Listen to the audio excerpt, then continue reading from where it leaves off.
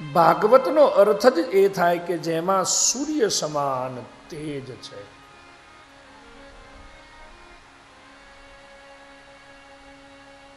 જેમાં પ્રકાશ છે.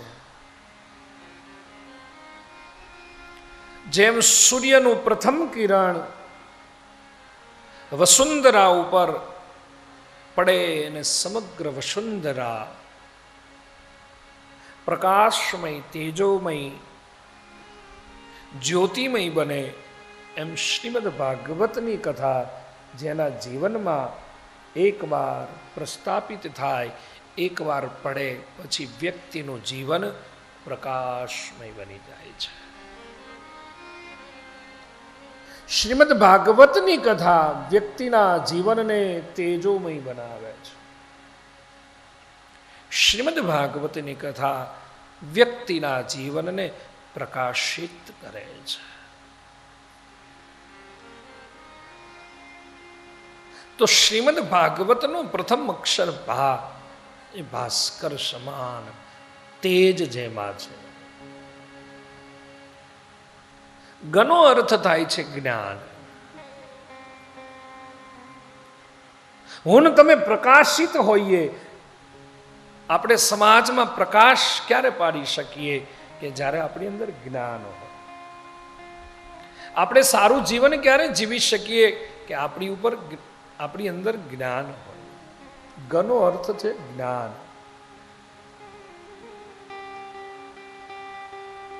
તો પહેલો ભાસ્કરનો સમાન, ભાસ્કર જેવું તેજ જેમાં પ્રસ્થાપિત છે, જે જ્ઞાનનો ભંડાર છે.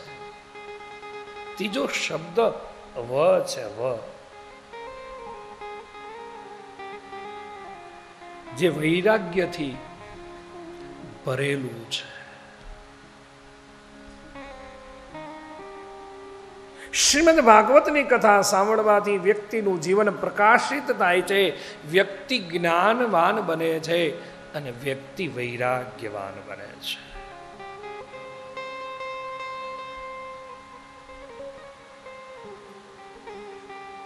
અને છેલ્લો શબ્દ છે તો મને તમને ત્યાગ કરતા શીખવે છે. કે ભાગવત કથા સાંભળ્યા પછી મારા તમારા જીવનમાં ત્યાગનું બીજ રોપાય છે. ત્યાગ એટલે સેવાનું બીજ રોપાય છે. ત્યાગ એટલે સમર્પણનું બીજ રોપાય છે. ત્યાગ એટલે કંઈક અર્પણ કરવાની ભાવના. કારણ આપણે બધું કરી શકીએ છીએ પણ ત્યાગ જ નથી કરી શકતા.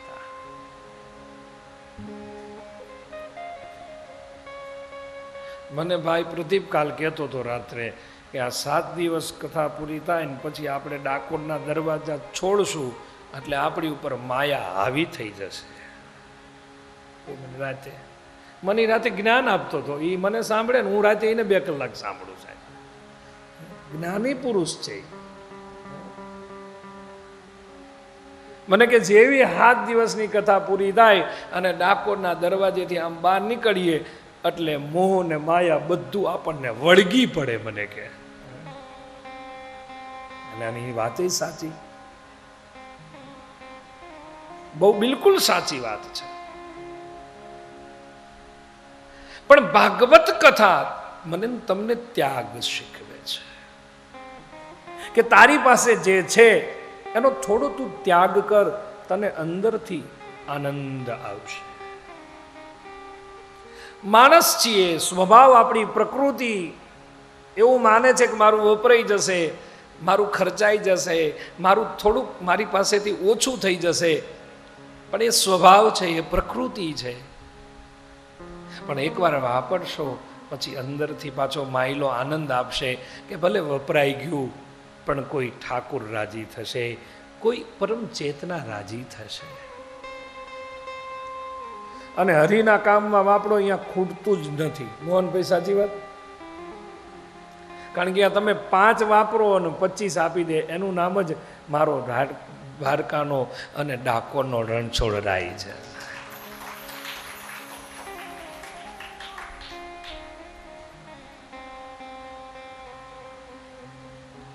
જરાય ભાર ના રાખે મુરારી તમારો.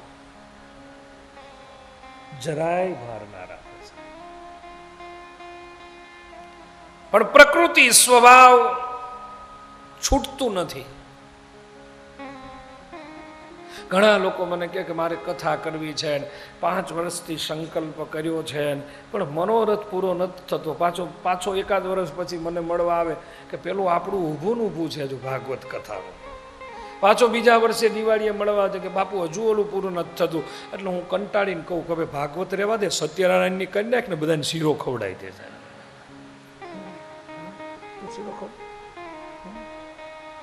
તું સત્યનારાયણની કર, 5 અધ્યાયમાં પૂરું. હાજે 5 વાગે કથા શરૂ કરીને 7 વાગે પૂરું કરે અને કાજુ બદામ વાળો શીરો ખવડાવી દે, તોય પિતૃનો મોગ. આ મનોરથ તું કરી ના કરી બાપા, એમાં તુંય દુઃખી થાસ ને હુંય દુઃખી થઉં છું. સાહેબ,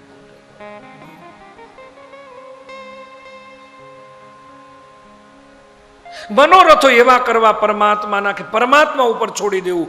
આપણે ખાલી મનોરથ કરીને છૂટી જવું અને પછી રણછોડરાયની ધજા સામે જોઈને કહેવું કે હવે મારી આબરૂ જાય ને તારી આબરૂ જાય છે, તારે પૂરું કરવાનું છે. મનોરથો કરવા અવશ્ય પૂરા થશે, પણ ત્યાગ કરવો પડે પહેલા. તો શ્રીમદ ભાગવત મને તમને તેજ અર્પણ કરે છે. શ્રીમદ ભાગવત મને તમને જ્ઞાન અર્પણ કરે છે.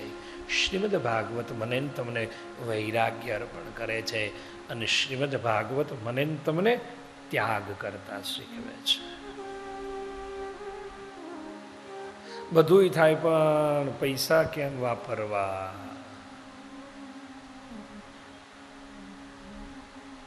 એ મોટી સમસ્યા થાય. અને મને પાછું એ સમજાતું નથી કે ભેગું કરીને આને હારે શું લઈ જવું છે, જરૂરિયાત શું છે આપણી. પણ આપણે આપણી જરૂરિયાત કરતાં બીજાની જરૂરિયાત સંતોષવા માટે દુઃખી થઈએ છીએ. હું નહીં હોય ત્યારે છોકરાઓ શું કરશે, હું નહીં હોય ત્યારે આમને કંઈ આવડતું નથી. એ આપણો સૌથી મોટો વહેમ છે. પરમાત્મા એ બધાનું આમ સરસ રીતે ગોઠવેલું જ હોય છે. બસ પરમાત્મા ઉપર થોડો ભરોસો રાખવાનો છે, થોડી શ્રદ્ધા રાખવાની છે. તો શ્રીમદ ભાગવતમાં 4 શબ્દ એ મારા તમારા જીવનને કંઈક અર્પણ કરે છે. શ્રીમદ ભાગવત એ સામાન્ય વૃક્ષનું ફળ નથી. શ્રીમદ ભાગવત એ સામાન્ય વૃક્ષનું ફળ છે જ નહીં. નિગમ રૂપી વૃક્ષ, વેદ રૂપી વૃક્ષ છે. અને વેદ રૂપી વૃક્ષની ઉપર એક ફળ આવ્યું છે. અને એ ફળ કયું છે કે શ્રીમદ ભાગવત રૂપી ફળ છે. અને સૌથી પહેલા એ ફળને ચાંચ કોને મારી તો કઈ સુખદેવજી મહારાજે મારી. અને શુકનો અર્થ થાય પોપટ. આપણને બધાને ખબર હશે કે આપણા આંગણામાં કોઈ ફળ આપતું ઝાડ હોય, વૃક્ષ હોય અને એની ઉપર ફળ આવે ત્યારે સૌથી પહેલી ચાંચ બને ત્યાં સુધી પોપટ જ મારે. અને પોપટને સંસ્કૃતમાં સુક કહેવાય.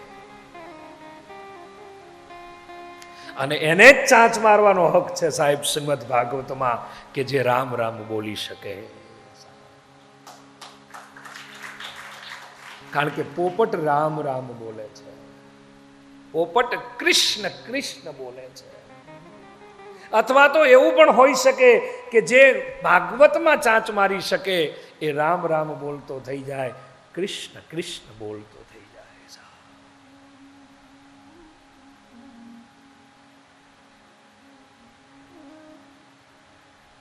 ઘણા પોપટો ભાગવતને ચાંચ મારે છે પણ રામ રામ નથી બોલતા. મારા બાપા, તકલીફ આ છે સાહેબ કે ઘણા પોપટો ભાગવત રૂપી ફળને ચાંચ માર્યા કરે પણ રામ બોલવાનું થાય, કૃષ્ણ બોલવાનું થાય ત્યારે પાછા ઊંધા ભાગે. તમે જુઓ તમારા ઊંધા ભાગે. આ ભાગવતનો અધિકાર એને જ છે કે જેને રામ બોલવાનો અધિકાર, જે રામ બોલે છે, કૃષ્ણ બોલે છે.